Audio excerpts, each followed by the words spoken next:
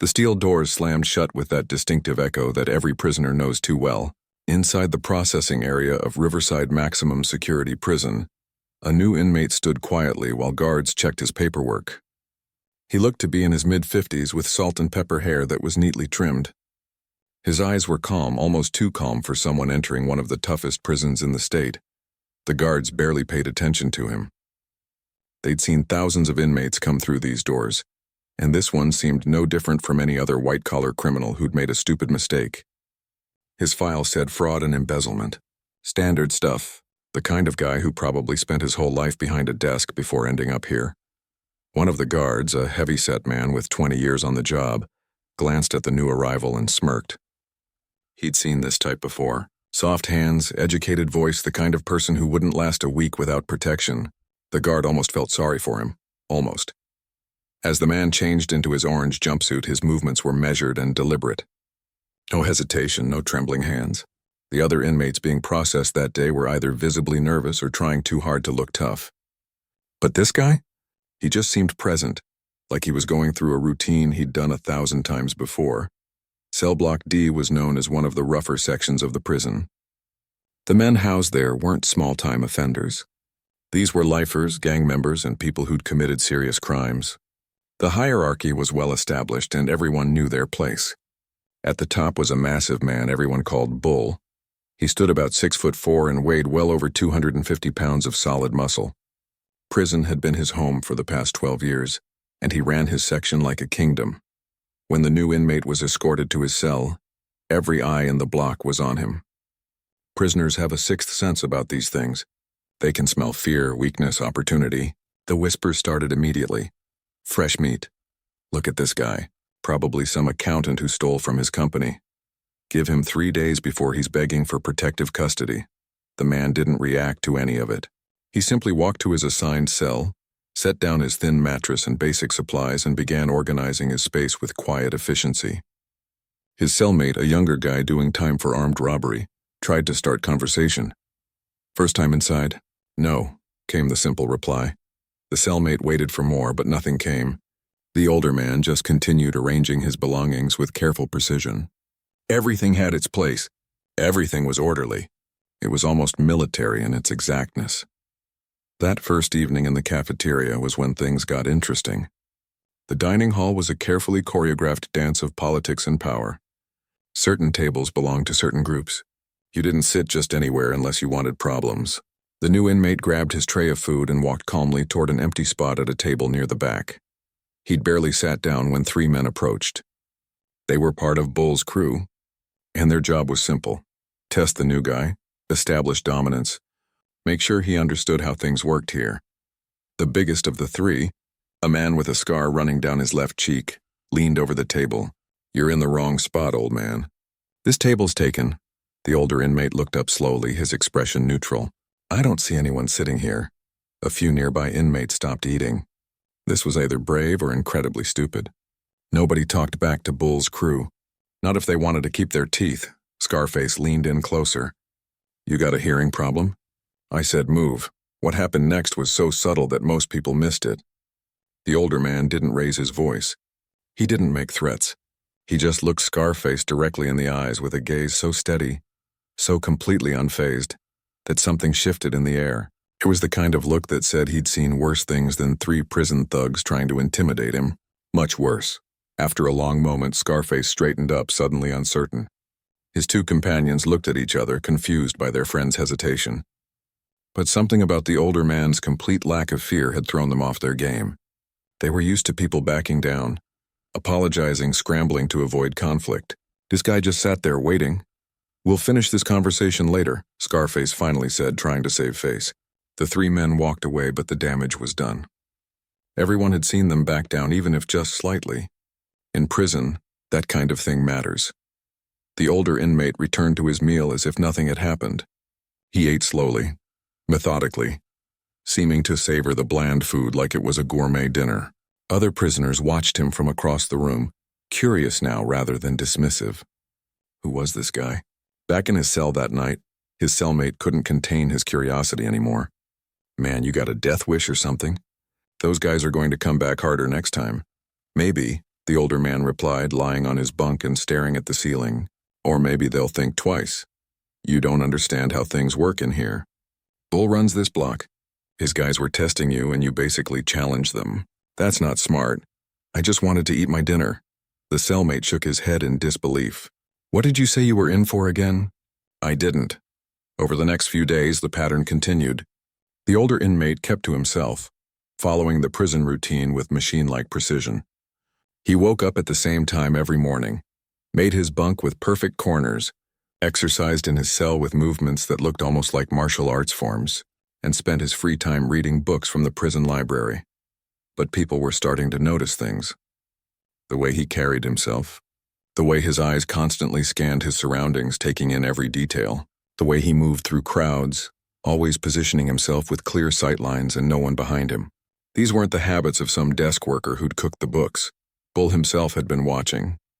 He sat in the yard one afternoon, surrounded by his usual crew, studying the new inmate who was sitting alone on a bench reading. What do we know about him?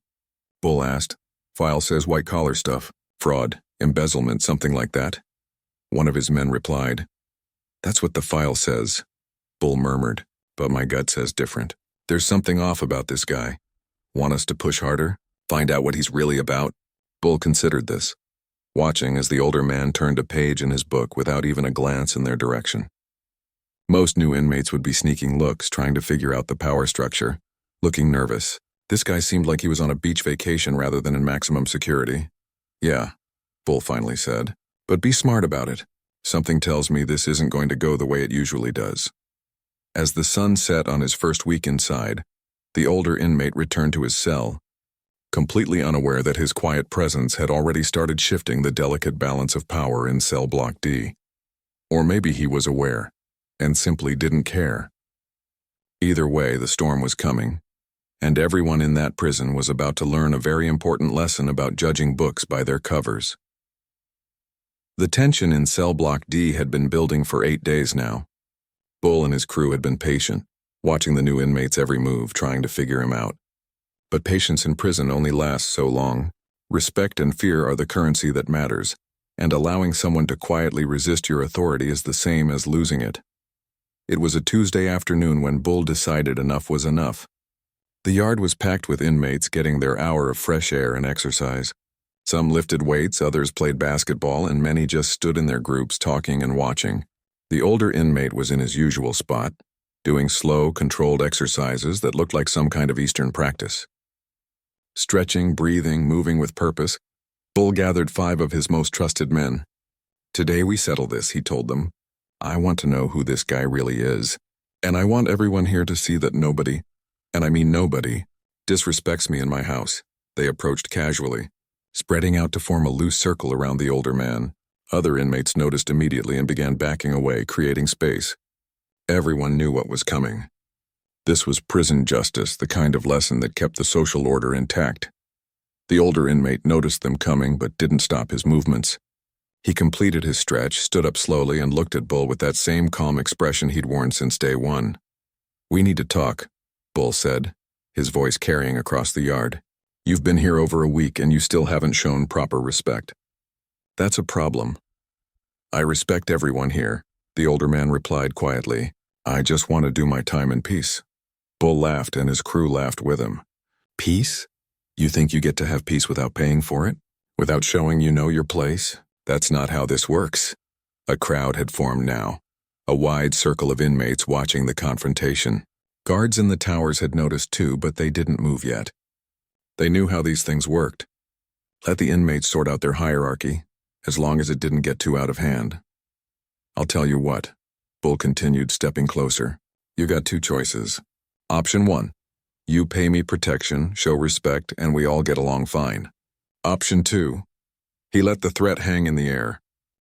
The older man was silent for a moment, and then he did something nobody expected. He smiled. Not a nervous smile, not a mocking one. It was almost sad, like he'd seen this exact situation play out 100 times before and knew exactly how it would end. There's always a third option, he said softly. Bull's face darkened. You threatening me, old man? No, just stating a fact. That's when Bull made his move. He was fast for a big man. reaching out to grab the older inmate by his shirt, probably planning to slam him against the fence or throw him to the ground. It was a move that had worked 1,000 times before on 100 different men, but his hand never made contact. What happened next took maybe 3 seconds, but everyone who saw it would remember it for years. The older man moved with speed that seemed impossible for someone his age. He sidestepped Bull's grab, and in one fluid motion he had Bull's arm twisted behind his back and the big man's face pressed against the chain-link fence. There was no struggle, no fight. It was over before it began. The yard went completely silent. Bull's crew stood frozen, unsure what to do. They'd never seen their leader taken down so easily, so quickly. The older man wasn't even breathing hard.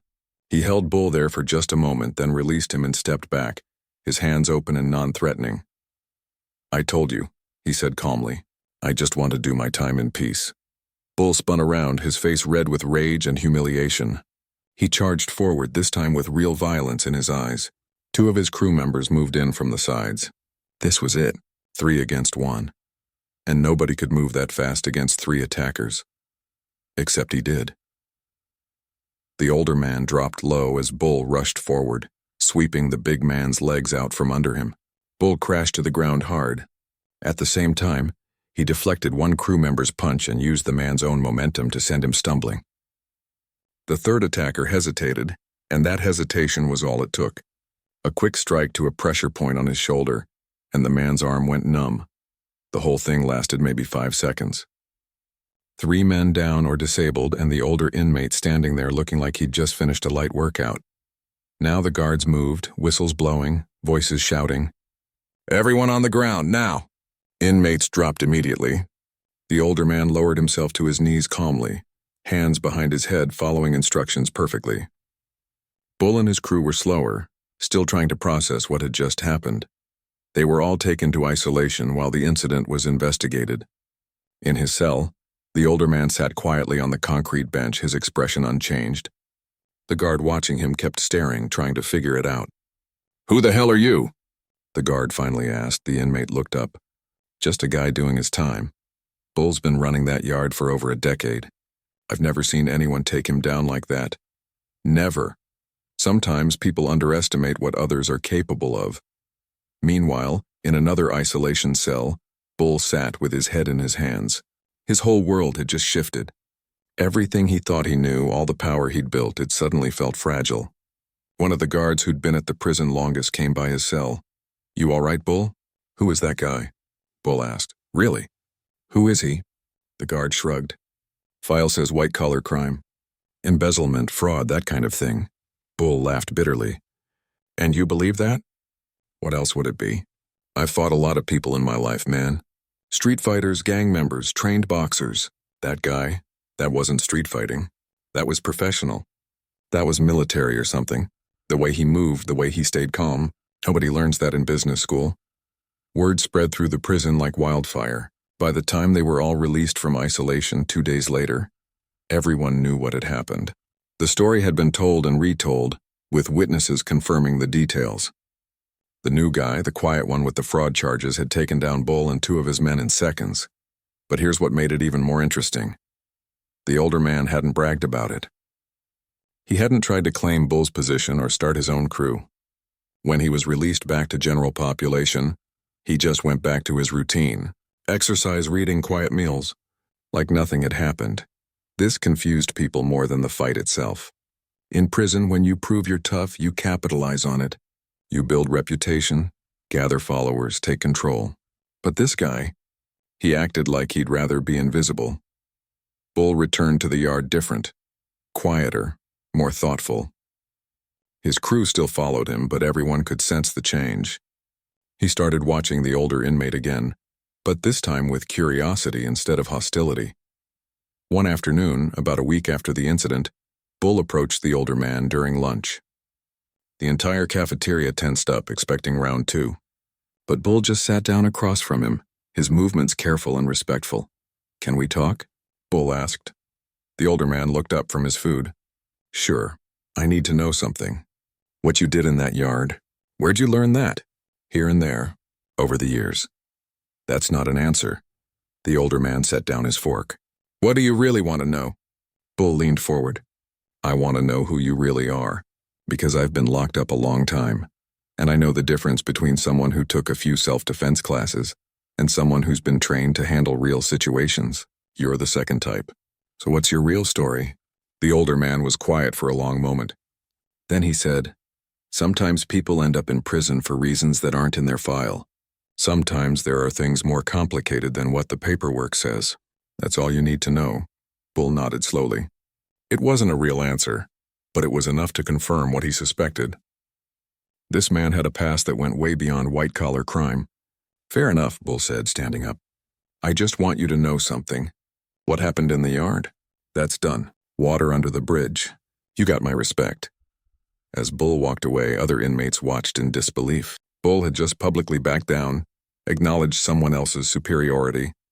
The power structure of Cell Block D had just fundamentally changed, and nobody was quite sure what came next. The prison library was usually empty during afternoon count. Most inmates preferred the yard or their cells, but the older inmate had made the library his sanctuary. He'd work his way through books on history, philosophy, and languages. The librarian, an elderly civilian volunteer, had noticed his reading habits and started setting aside more challenging books for him. It was there, surrounded by dusty shelves and fluorescent lights, that things started to change. A man named Davis walked in one afternoon. He was different from most inmates in Cell Block D. Quieter, older, with gray hair and weathered hands. He'd been inside for 6 years on weapons charges, but before that he'd served 2 tours in Afghanistan as a Marine. He carried himself with that unmistakable military bearing that never quite goes away. Davis had been watching the older inmate since the incident in the yard. Something about the way he moved, the techniques he'd used, it all seemed familiar. Too familiar. So he'd done what any good Marine does, reconnaissance. He asked questions, observed patterns, and pieced together information. Now he stood in the library doorway studying the man who sat reading a book in Russian. Mind if I sit? Davis asked. The older man looked up, gestured to the empty chair across from him. Go ahead. Davis sat down slowly, his eyes never leaving the other man's face. That book you're reading. Most people in here can barely read English, let alone Russian. It helps pass the time. I'm sure it does. Davis leaned back in his chair. You know, I spent some time overseas. Worked with a lot of different people. Intelligence types, contractors, special operations guys. You develop an eye for certain things. The older man closed his book but said nothing. The way you handled Bull, Davis continued. That wasn't just self-defense training. That was Krav Maga mixed with something else. Maybe Russian Sistema. And the way you carry yourself, always aware of exits, always positioning yourself with your back to walls. Those are habits that don't come from fraud and embezzlement. A long silence stretched between them. Other inmates might have gotten defensive or tried to lie. But this man just looked at Davis with those calm, assessing eyes. Why does it matter to you? He finally asked. Because I respect what you are, Davis said simply, and because I think you're in here for reasons that have nothing to do with stealing money. I've seen how the government works. Sometimes good people take falls for classified operations. Sometimes the cover story is all anyone gets to see. The older man's expression didn't change, but something flickered in his eyes. Recognition, maybe. Or respect for someone who'd figured out the truth. Let's say you're right, he said quietly. What then? Then I keep my mouth shut and I make sure others do too. But you should know, people are starting to ask questions. Bull's got friends on the outside and they're digging into your background. When they don't find much, they're going to know something's off. This was the problem with cover stories. They work fine on paper, but people aren't stupid. Especially people who've lived hard lives and learned to read between the lines. The older man had known this moment would come eventually. He just hoped it would come later rather than sooner. I appreciate the heads up, he said. Davis nodded and stood to leave. But he paused at the door. For what it's worth, whatever you did before this, whoever you really are, your secret's safe with me. We take care of our own even in here. After Davis left, the older man sat alone with his thoughts. The carefully constructed wall of anonymity was starting to crack. He'd been trained to blend in, to become invisible, to hide in plain sight. But prison was different. In here, being too good at something made you stand out. And standing out was dangerous. That evening in the cafeteria, he noticed the shift in atmosphere. People looked at him differently now. Not with fear exactly, but with curiosity and something close to reverence. Bull sat at his usual table but kept glancing over. Other inmates whispered and pointed. His cellmate finally spoke up after they'd returned to their cell for the night. "Man, people are saying some crazy stuff about you." "Like what?" "Like you're CIA or Special Forces or something. Like you're some kind of secret agent who got burned and ended up in here." His cellmate laughed nervously. "That's insane, right? I mean, that stuff only happens in movies." The older man lay on his bunk, staring at the ceiling. "People say a lot of things in prison. Most of it's fantasy. Helps them feel like their lives are more interesting than they are." "Yeah, but the way you handled Bull, and Davis told someone you were reading a book in Russian, like it was nothing. That's not normal, man. Maybe I just had a good education." His cellmate wasn't buying it, but he let it drop. Everyone in prison had secrets. That was understood. You didn't push too hard unless you wanted your own secrets examined. The next day, something unexpected happened. A young inmate, couldn't have been more than 25, approached the older man in the yard. The kid was thin, nervous, and clearly not cut out for prison life. He'd been getting pushed around since he arrived 2 months ago. "Excuse me, sir," the kid said, his voice shaking slightly. "Can I ask you something?" The older man turned, sizing up the situation. The kid had a black eye that was a few days old and bruises on his arms. "What do you need?" "I heard what you did, how you handled those guys, and I was wondering, could you teach me how to defend myself? I mean, I'm not trying to hurt anyone, I'm tired of being scared all the time." It was a simple request, but it carried weight. The older man knew that saying yes would change things. It would make him more visible, more involved. But looking at this kid, remembering what it felt like to be young and in over your head, he couldn't say no. "What's your name?" "Tommy." "All right, Tommy, meet me here tomorrow during yard time. We'll start with the basics. Word spread fast." By the next afternoon, there were 5 guys waiting in the yard when the older man arrived. Tommy, plus 4 others who'd been on the receiving end of prison politics. They were the bottom of the food chain, the guys who got pushed around, extorted, and threatened. Bull watched from across the yard as the older man began teaching them. Not fancy moves or movie-style fighting, just practical stuff. How to stand, how to be aware of your surroundings, how to project confidence even when you're scared. Basic self-defense that might keep them from becoming victims. "What's he doing?" one of Bull's crew asked. Bull smiled slightly. "Teaching. That's what good leaders do." Over the next week, the informal training sessions continued. The older man was patient, methodical, and surprisingly encouraging. He treated these scared young inmates with respect, like they were worth his time. And something interesting started happening. They stood a little taller, walked with more confidence. The sharks in the prison started leaving them alone, sensing that these guys weren't easy targets anymore. But not everyone was happy about it. There were inmates who made their living preying on the weak. Protection rackets, loan sharking, stealing commissary items. The older man was disrupting the ecosystem, and that meant trouble. A man named Vic, who ran most of the illegal activity in Cell Block D, approached Bull one evening. "You seeing what's happening? That old guy is turning our marks into fighters. He's costing us money." Bull looked at Vic with barely concealed disgust. So, you're supposed to run this block. You going to let him mess with business? He's teaching kids not to be victims. What's wrong with that?" Vic's face hardened. "You've gone soft. Ever since he embarrassed you in the yard, you've been different. Maybe it's time for new leadership around here." The challenge hung in the air. Bull stood up slowly, his massive frame towering over Vic. "You think you can take my spot? Try it. But remember, if you come at me and fail, there won't be a second chance." Vic backed down, but the damage was done. Lines were being drawn. The older man's presence had started something that was growing beyond his control. He just wanted to do his time quietly, but peace was becoming impossible. That night, lying in his bunk, he realized the truth. You can't stay neutral in places like this. Eventually, you have to choose a side. And by teaching those young inmates, by giving them tools to protect themselves he'd already chosen, now he had to live with the consequences. The situation came to a head on a Thursday morning. Vic had been working behind the scenes, gathering support from inmates who felt threatened by the changes happening in Cell Block D. He'd convinced about a dozen men that the older inmate was disrupting the natural order of things, costing them money and respect. But Vic made a critical mistake. He assumed Bull would stay neutral or even support him.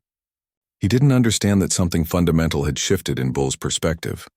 It started in the machine shop, where inmates worked on various prison jobs. Tommy, the young kid who'd first asked for training, was assigned to work there that morning.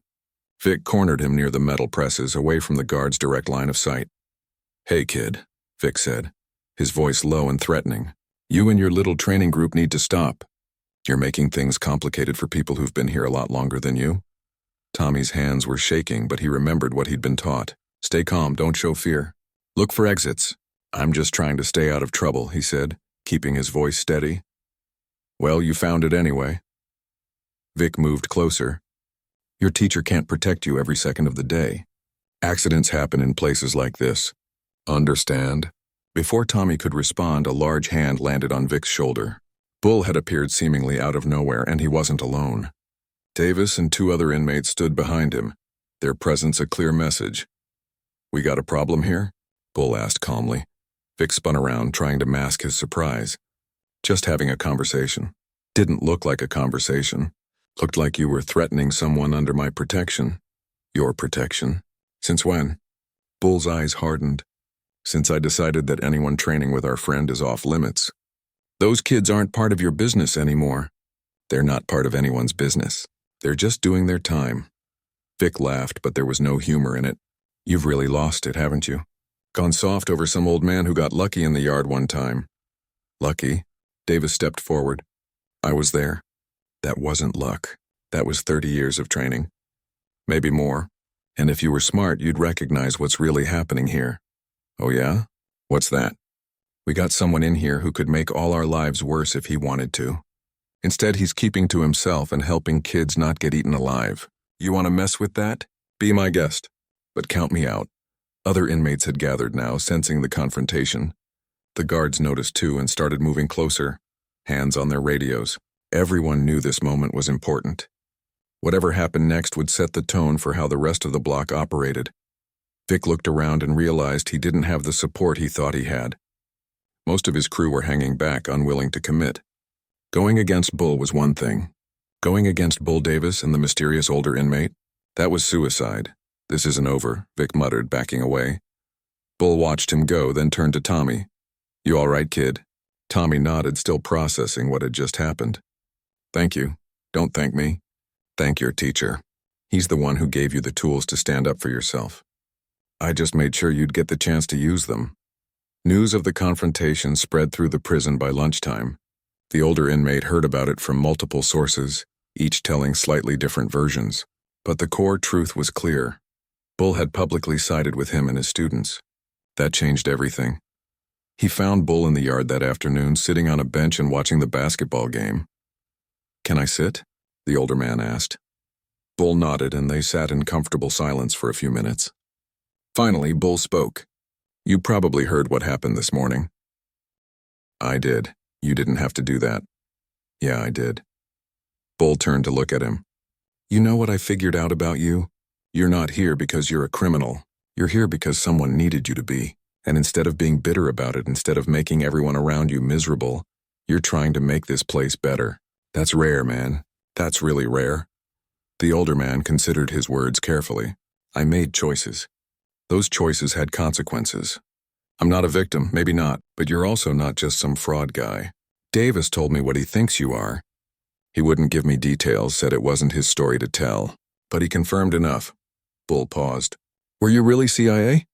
The older man was quiet for a long moment. The truth was complicated, buried under layers of classification and national security. But here in prison, with his cover already crumbling, maybe a small piece of honesty wouldn't hurt. "I spent 23 years serving my country in ways that don't show up on any public record. I was in places that officially I was never in, doing things that officially never happened. And when an operation went sideways, when someone needed to take the fall to protect information that could get good people killed, I volunteered. The fraud charges are fiction, a convenient story for a complicated situation." Bull let out a low whistle. "That's heavy, man." "And you just accepted it?" "Threw away your freedom." "It wasn't about freedom. It was about responsibility. The mission failed because of my decisions. The least I could do was make sure no one else paid the price." They sat in silence again, watching inmates play basketball, lift weights, walk the track, life continuing in this strange confined world. You got any family on the outside? Bull asked. Had a daughter. She thinks I'm a criminal now. Thinks I betrayed everything I stood for. The pain in his voice was subtle but real. That's the hardest part. Not the prison, not the confinement. Knowing that the people you love think you're something you're not, and you can never tell them the truth. Bull nodded slowly. That's sacrifice, man. Real sacrifice. Not the movie version. The kind that actually costs you something. Over the next few weeks, something remarkable happened. The older man's informal training sessions expanded. More inmates asked to join. Not just the vulnerable ones, but guys who genuinely wanted to improve themselves. He taught them discipline, self-control, conflict resolution, how to do their time without adding more time through bad decisions. But he also taught them something deeper. He shared stories, carefully edited to remove classified details about teamwork and leadership, about making hard choices and living with consequences, about finding purpose even in the darkest situations. Tommy became one of his best students, not in fighting but in mindset. The scared kid who'd arrived with a black eye now walked with confidence. He broke up fights instead of running from them, using words and presence instead of violence. Even the guards noticed the change. Cell Block D had fewer incidents, fewer fights, less tension. The warden called Bull in for a meeting, curious about what had shifted. Your block's been quieter lately, the warden observed. Any particular reason? Bull considered how to answer. He couldn't tell the truth, not really. People are just finding better ways to handle their problems, learning that violence usually makes things worse. That's unusually philosophical for you, Bull. Maybe I'm getting old. Or maybe I finally met someone who showed me there's a different way to be strong. The warden studied him carefully. This wouldn't have anything to do with that new inmate, would it? The one with the fraud charges? Might have something to do with him, yeah. The warden leaned back in his chair. His file came across my desk again recently. Something about it doesn't add up. The charges seem almost too neat, too simple, and his behavior in here doesn't match the profile of a typical white-collar criminal. Bull remained silent, letting the warden think it through. But, the warden continued, whatever his real story is, he's had a positive impact. So I'm not going to dig too deep. Sometimes it's better to accept good results and not ask too many questions. As Bull left the office, he smiled to himself. Even the warden had figured it out. The older inmate wasn't just another prisoner. He was something else entirely. Someone whose real story would probably never be fully known. But his impact was undeniable. Back in the yard, the older man continued his teaching, unaware that he'd transformed not just individual inmates but the entire culture of Cell Block D. He'd shown them that strength wasn't about dominance or fear. It was about discipline, integrity, and helping others become better versions of themselves. And for the first time in months, he felt like maybe, just maybe, his sacrifice had been worth it. 6 months had passed since the older inmate first walked through the gates of Riverside Maximum Security Prison. The place that had seemed ready to break him had instead been transformed by his presence. Cell Block D operated differently now. There was still conflict, still tension, but it was managed differently. People talked before they fought. They looked for solutions instead of escalation. But all sentences eventually come to an end, and his was approaching faster than anyone expected. Early release for good behavior and time served meant he had only 2 weeks left. The news hit the block hard. Tommy was devastated. "What are we supposed to do when you leave?" he asked during one of their last training sessions. The older man placed a hand on the young man's shoulder. "You're going to do exactly what you've been doing. You've learned the skills. More importantly, you've learned the mindset. You don't need me anymore. It's not the same. No, it's not. But that's good. You need to find your own way. Make your own decisions. I taught you the foundation. Now you build on it." Bull had a different reaction. He pulled the older man aside one evening, his expression serious. "I need to tell you something. Something I haven't told anyone in a long time." They walked to a quiet corner of the yard as the sun set, painting the concrete walls in shades of orange and red. "When I first came to prison 12 years ago, Bull began, I was angry at everything.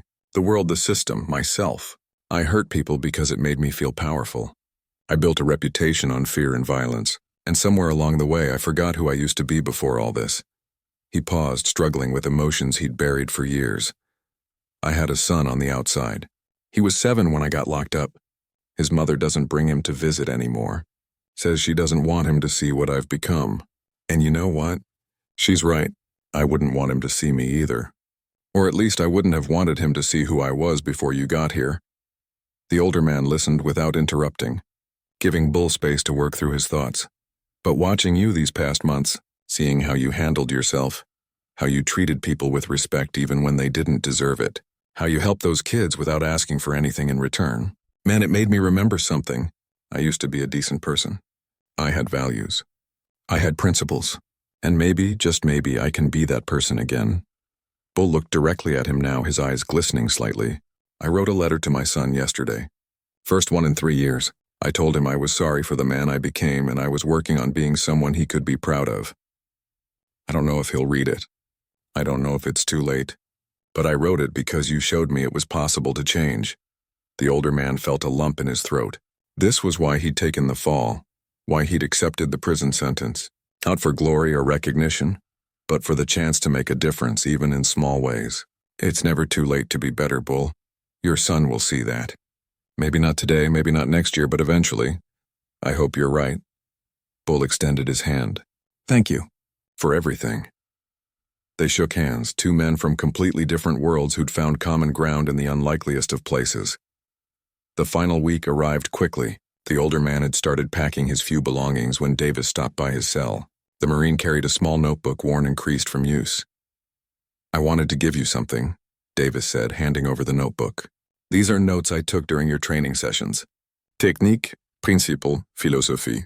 I figured someone should write it down. Preserve it for the guys who come after you leave. The older man flipped through the pages, impressed by the detail and accuracy. This is good work, Davis. I figured it was important. What you taught us, it's valuable. Not just the physical stuff, but the mental approach. How to stay calm under pressure. How to assess situations. How to be strong without being violent. Davis smiled. I'm getting out in 8 months. Planning to use what I learned here to help other veterans when I get back to civilian life. You gave me a purpose again. You already had purpose, Davis. I just helped you remember it. On his last day, something unprecedented happened. The warden called him to the office, which was unusual for an outgoing inmate. Even more unusual was who was waiting there. A man in an expensive suit carrying a leather briefcase, with the careful bearing of someone who worked in classified spaces. I'll leave you two alone, the warden said, stepping out and closing the door. The suited man didn't introduce himself. He didn't need to. The older inmate recognized the type immediately. Government, probably CIA or one of the other agencies. Your cover held, the man said without preamble. The operation you protected is still classified and no one died because of your sacrifice. The agency wanted me to tell you that personally. I didn't do it for recognition. We know. That's why you were chosen. But there's something else. Your daughter, she's been asking questions, trying to understand what really happened. The official story isn't satisfying her anymore. The older man's heart clenched. His daughter. The one person whose opinion mattered more than anything. She can't know the truth, he said quietly. It's still classified. Actually, the situation has changed. The operation is being declassified in phases. We can't tell her everything, but we can tell her enough. Enough for her to know you're not a criminal, that you served with honor, that your conviction was part of something larger. Tears threatened to form, but years of training kept them at bay. When? Next month. We'll arrange a meeting, give you both a chance to reconnect within the boundaries of what we can reveal. The man stood. You served your country well, both in the field and in here. That won't be forgotten. After he left, the older man sat alone in the office, processing everything. His sacrifice had meant something. The mission was protected. His daughter would learn the truth. And somehow in this concrete prison he'd found a way to continue serving, just in a different capacity. The yard was packed when he walked out for the last time. Every inmate in cell block D had gathered, along with many from other blocks who'd heard the stories. There were no speeches, no dramatic goodbyes, just silent respect as he walked the length of the yard. Bull stood near the gate, and as the older man passed, he said simply, "Walk with honor, brother." Tommy and the other students stood in a line, each nodding as he went by. Davis saluted, a gesture of respect between warriors. At the final gate, the older man paused and looked back. 6 months ago, this place had been foreign and hostile. Now it felt almost like leaving family behind. He'd arrived as a prisoner trying to disappear. He was leaving as something else entirely, someone who'd made a real difference. The guard opened the gate. "You're free to go, free." The word felt strange. He'd been free in ways that mattered long before this moment. Free to choose integrity over convenience. Free to help others even when it cost him. Free to live according to principles even in the hardest circumstances. As he walked through the gate into the sunlight, he thought about his daughter, about the meeting that would come, about the inmates he was leaving behind, who would carry forward what he'd taught them, about Bull, who was writing letters to his son, about Tommy, who'd found courage, about Davis, who'd rediscovered purpose. The prison van would take him to a halfway house where he'd start the process of rebuilding his civilian life. But he wasn't worried. He'd survived undercover missions in hostile countries, taken the fall for a classified operation, and transformed a prison block through nothing but principle and patience. Whatever came next, he'd handle it the same way he'd handled everything else, with quiet dignity, unwavering integrity, and the knowledge that real strength isn't about dominating others. It's about lifting them up even when no one's watching, even when you get nothing in return. The gates closed behind him with a final clang. Inside those walls, his legend would live on. The mysterious inmate who'd changed everything. The man who'd shown them that it's never too late to be better, to choose a different path, to find purpose even in the darkest places. And that, more than any classified mission or official recognition, was the legacy worth leaving behind.